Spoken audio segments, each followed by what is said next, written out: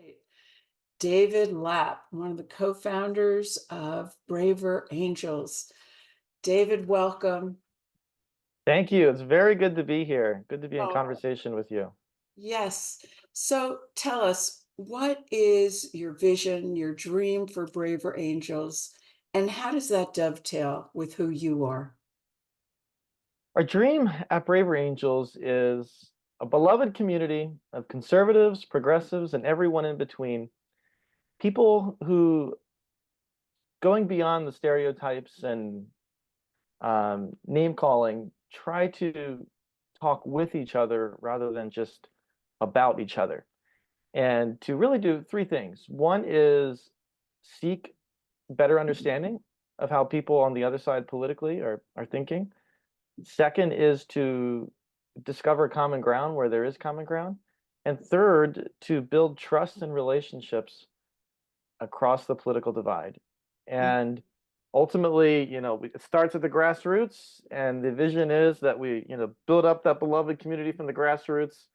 And ultimately, our political leaders, our media leaders, our other institutional leaders take notice and say, well, we want to do this too. So that's the big vision. And it relates to me, who I am. I grew up among the old order Amish in Pennsylvania, Lancaster, Pennsylvania, Oh, and they have a long tradition of working for peace. And so I get, I was young when my family left, um, but there's a long tradition there. And one thing led to another, and I found myself in a mostly working class town in Ohio in 2010, interviewing working class young people about their stories of forming families and their experiences in the workplace.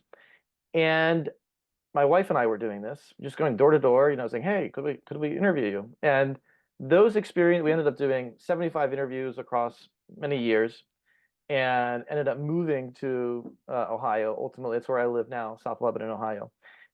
And those experiences, I mean, just wow, the stories, so just significant trauma, and such great resolve um, to raise their own families in ways that kind of that they didn't have growing up, to do better but for their own kids than many of them experienced growing up.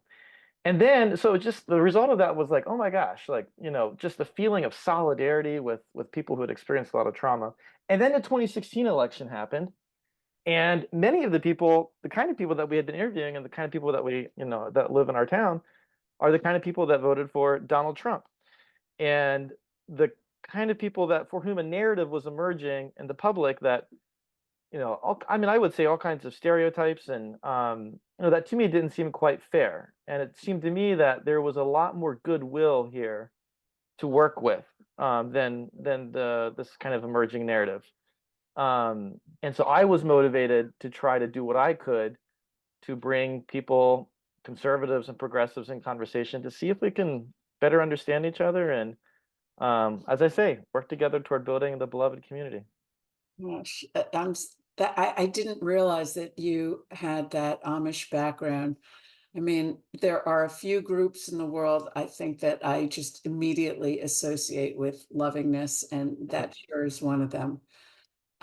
So, I want you to also talk about the We the Peoples project.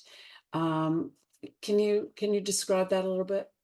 Yeah, so there are many things that happen at Braver Angels. One of them is a project called We the People's Project, which I helped to lead with a small team of people who we see ourselves as working class. And many times, when it comes to the public conversation about politics and how we want to live together as Americans, many times those conversations don't include, working class people.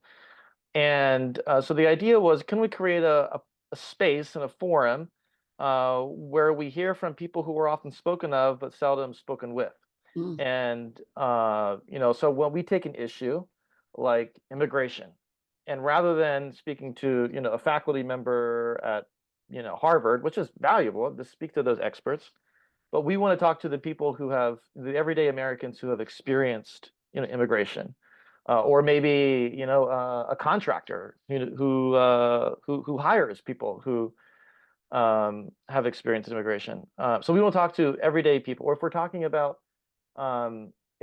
about abortion, which we did, we want to talk to people who have been informed by their own life experiences about the issue, and we try to talk to a politically diverse group of people. But coming at it from an everyday American point of perspective, a key question that we ask in those forums is, what are some life experiences that have shaped your perspective on whatever the issue is? Mm, Abortion, mm, immigration, mm. who you plan to vote for. What are some life experiences that have shaped your perspective on this?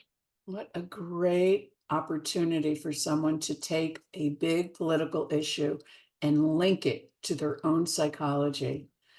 And there are a lot of biological factors. It's really being studied now by brain experts and neuroscientists. There are things that can happen in our lives that make us tighter Mm, or more open. And those things are not good or bad. They're not our fault or our doing. But these are the nuances that, with appreciation for what the other person has gone through, we can really open up doors. mm, So, yes. I'm reminded at one of the first Brave Angels workshops we did, there were two people sitting next to each other. One was named Greg. He was a former police officer, working class guy, voted for Trump. Kuyar, an immigrant from Iran, Muslim, and voted for Hillary Clinton in 2016. They're sitting next to each other, very different people. What ended up happening was they started talking and finding out that they have some of the same concerns and were able to have civil conversation with each other. And at the end of it, um, uh, Greg said to Kuyar, how about you come to my Christian church with me, and I'll go to the mosque with you, so that we can not to try to change each other's minds, but just to better understand. And so that's the dream right there for us, right? That kind absolutely of building a bridge across political difference.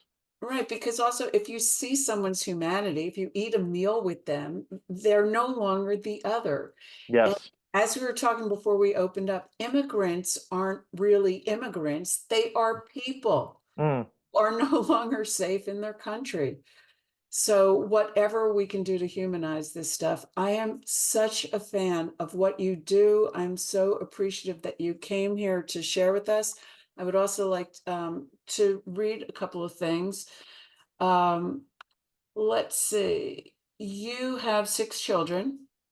Uh, yes. last year, you only had 5. I'm not sure how that happens. I guess it's kind of like planting a tree. All of a sudden, there's another limb. What do you know? Next thing you know, there's 6 of them. But I really appreciate someone who has 6 children with your attitude. Thank And you. That's very kind. Yeah, they're all a wonderful blessing. They range in age from 12 to almost 1. As mm, the Jack was born on December 24th, 2022. wow. Well, in a few minutes, after everyone writes, when we come back at the end, everyone's going to be invited to share their thoughts with you as well as about the writing. Mm, And I look forward to talking to you in more mm. depth again then. So Yeah. thank you. Pitch that one more thing that reminded me just real quick. I shared the story about Greg and Kuyar. They have built a relationship and so much trust. We are going to be getting together next week, a Christian, a Muslim, and our Jewish friend to talk about the current situation in the Middle East. And we feel that we can do that. We can come together as friends because we've built up that trust over time. So, The answer is in individuals. We all know we are part of lots of different groups, some of which we may or may not identify with, but that other people pigeonhole us into. mm. So let's drop that one world. And as John Lennon said, no countries. Well, that's just me. Okay, I'm going to share my screen.